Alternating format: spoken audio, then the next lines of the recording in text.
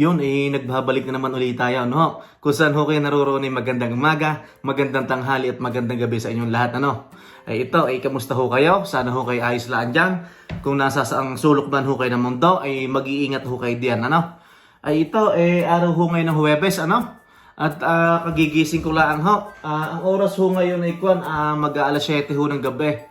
Ay ako nagluluto ng hapunan at pagkatapos ho nito, kami kakain na, tapos diretso na ho sa aming cleaning, ano. Tawag ho doon, tayo muna ho magluto at para tayo makakain na, ano ho.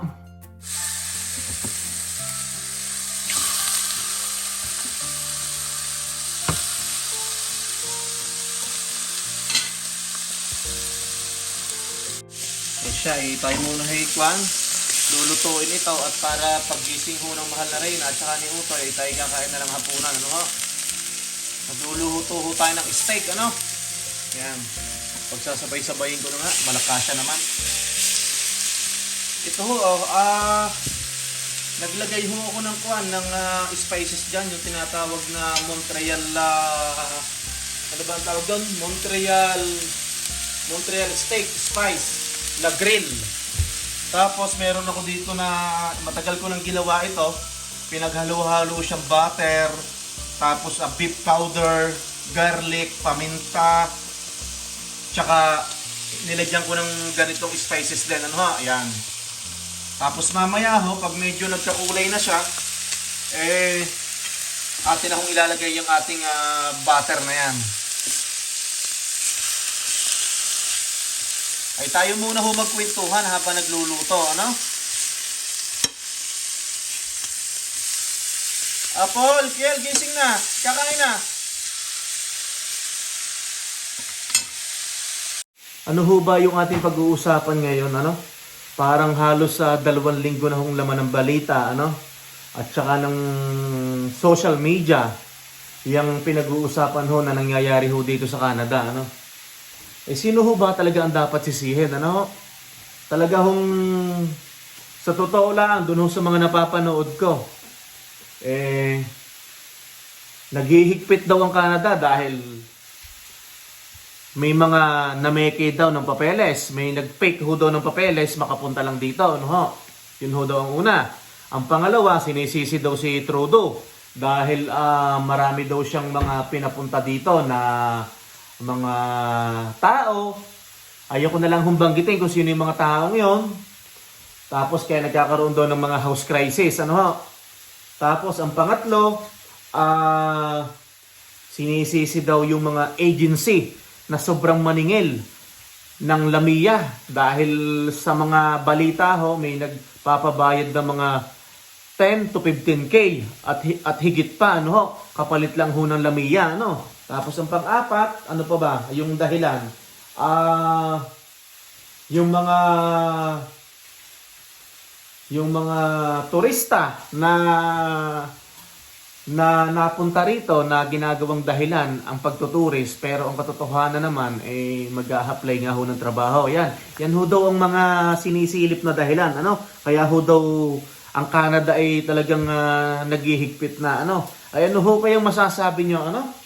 At hindi ho din naman natin masisisi ang mga taong yun. At syempre ho, sa hirap ho ng buhay, sa kanilang bansa na pinanggalingan, ano ho, i-mention ko na ho ang ating bansa, ang Pilipinas, ano ho, alam nyo naman ho yung sitwasyon sa atin, kaya yung ating mga kababayan ay napipilitan ho na makipagsapalaran ho dito, ano ho. Aminado na ho ako doon na may mga kaibigan na ho ako na talaga hong umalis sa atin ng tourist, pero pagdating ho dito ay naghahanap ho ng trabaho. Kailangan ho nating unawain yun dahil mahirap nga ho ang buhay sa atin Kaso nga hula, dumating na ho ang time na talagang tinuldo ka na. Tapos inaksyon na ho ng Canada na maghigpit. Talaga hong sinasala na nila. Tapos naghihigpit na ho sila. Utoy? Ari si Utoy, mag-hi ka muna, Utoy. Yan bagong igising. Tayo kakain ng steak. Tapos tayo magki-cleaning na. Ay bibisitahin ko lang ang ring niluluto natin. Ayan. Pwede na ito. Wow. Mag-init ka na ng kanin. Tapos ngayon, lalagyan na natin ito ng butter. Yung ginawa ni Papa. Yan. Para masarap. Naku, dapat pala ibang kutsara ang ginamit ko.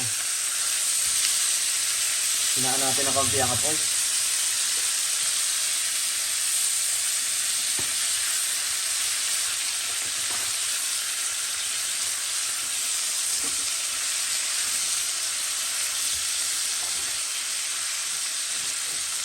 Si Mama, gising na kaya?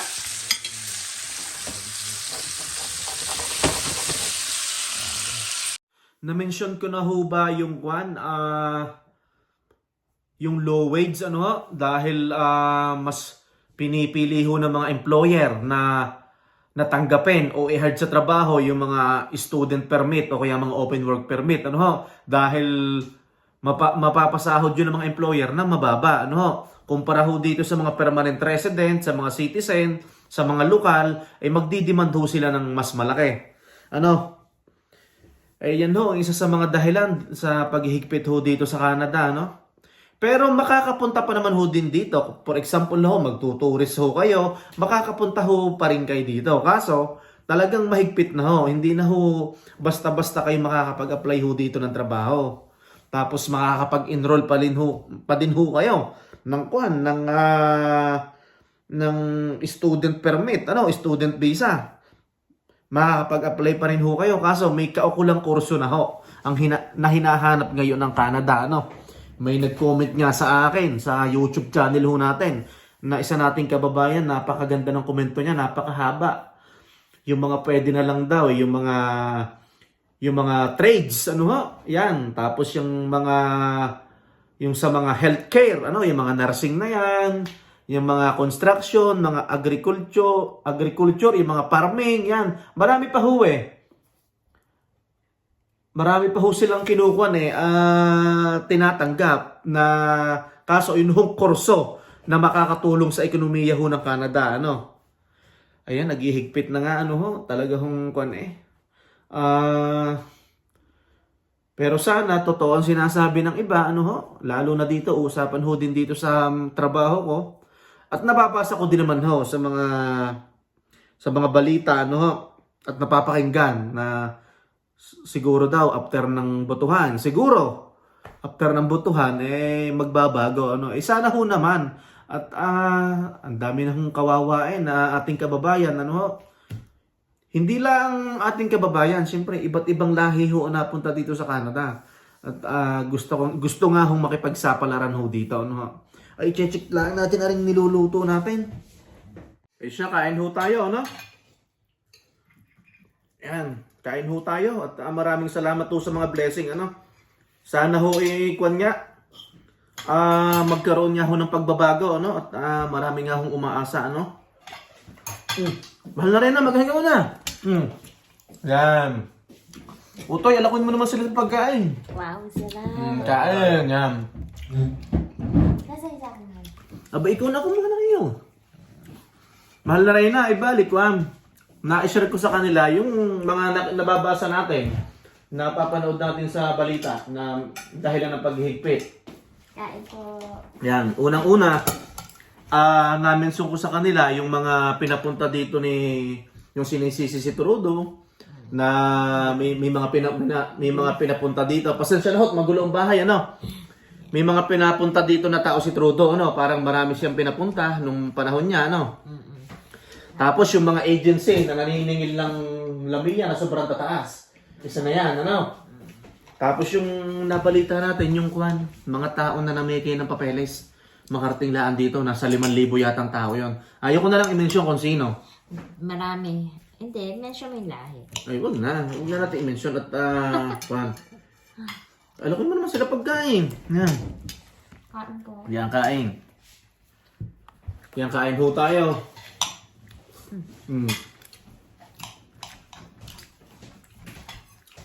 Pagkatapos ho nito, kami maglilinis, mag-cleaning.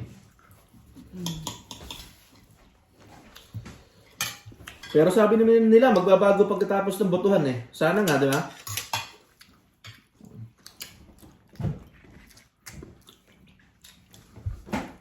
Ito eh, nagkukwentuhan lang ho tayo, no? Habang nakain,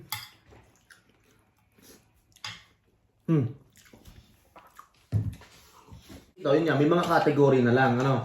Hindi, oo. Tapos yung mga mabibigyan ng ng ng permit. Just like yung kunwari mag-asawa, pupunta dito, yung si husband or si wife magiging open work permit. Parang hindi na ganon. Hindi na ganon kadali na.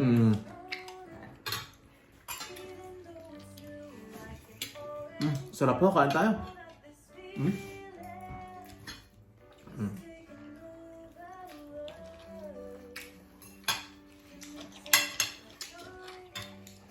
Ay, mamasyal muna ho tayo sa labas, ano? Habang hinihintay natin sila. Ayan, si Utoy naghuhugas ng plato. Yun. Masipag yan eh. Maganda pa rin ho ang weather. Lalo ho hanggang linggo. Parang hanggang linggo eh, positive 31, ah. Yung tanim ng mahal na reyna ay parang naninilaw na. Pero kahapon marami kaming nakuha dyan. Nakakuha kami ng talong. Ito may talong nga ulit na eh, oh. Kita nyo yan, oh, 2 pirasong talong. Yan. Tapos may kalabasa doon sa likod. Nakakuha dyan kahapon ng kalabasa, kamatis, zucchini. Ito. Ano, yan. Tapos din sa gawi din eh. Meron din kamatis din na parang maganda ang itsura. Hindi ko alam kung anong tawag sa kamatis na rin. Yan. Parang hugis mansanas. Yan ho ang itsura ng kwan ng weather ngayon. Tingnan nyo, alas 7 ng mahigit. Tapos ikwan pa, may araw pa, oh. Aring swimming pool na rin, idinidilig ni Utoy sa halaman. Tapos liligpitin na namin. Yan. Yan, tapos ito nagbo-bonfire kami dyan. Tapos dito kami nakakain minsan. Yan. Ay, sana nga ho ikwan magkaroon ng pagbabago. Sana magbago ang rules. Makabutuhan at marami hong umaasa eh. Doon po sa mga nasabi namin, kung may mali po doon o sobra, ipakitama na lang po kami. Ano ho? At maraming salamat ho sa inyo. Yan. Kasi ang isi-share ho namin, depende lang ho sa mga napapanood namin sa balita. Ano ho? Kasi minsan, bago ho kami pumasok sa umaga, nakatuto kami sa balita.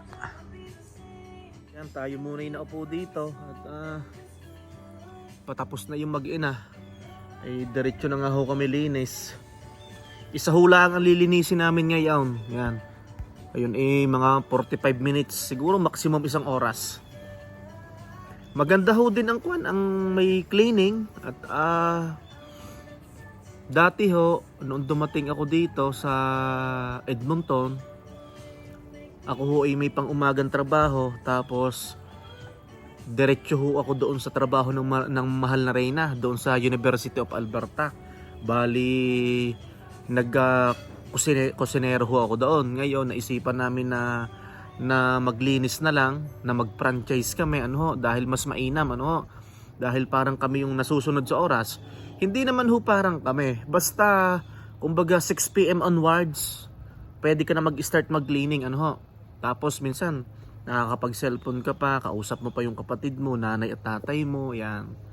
Kaysa doon ho sa dati naming part-time sa kitchen. Tapos ang mahal na reyna, may part-time siya sa Costco.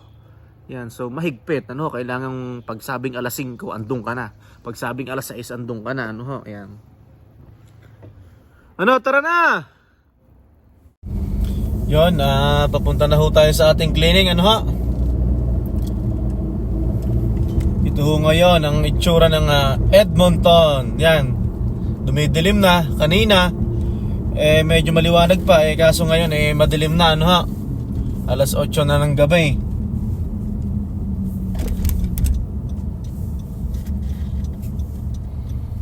Mababa yung gasolina ngayon oh. Nagbagagasay, di ba? Magagastahin ngayon $1.27.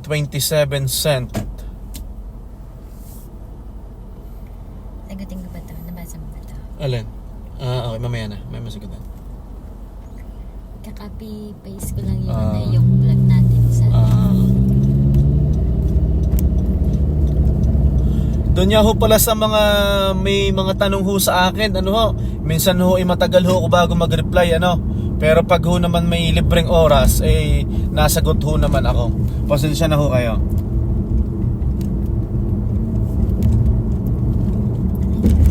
Cleaning.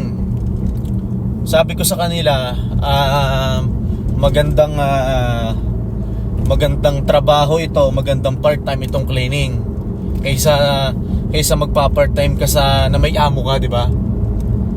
Tingnan nyo ho, pwede kaming malate ng linis, yan. Tapos at the same time, minsan meron pa tayong time makipag-video call, makipag-usap sa mga pamilya natin sa Pilipinas. Hindi kagaya dati nung nagpa-part-time ka sa Costco, sa panggabi mo. Paggahol ka sa oras, lagi ka nagmamadali. Noon doon naman ako sa trabaho mo sa University of Alberta, lagi di ako nagmamadali. Minsan traffic pa. Ngayon lagi po kami sama-sama, no? Yan. Tapos mas malaki pa tong kinikita namin kaysa doon sa dati namin part-time. Tsaka napaka simple lang ho ng ginagawa. Parang nasa bahay lang ho, naglilinis.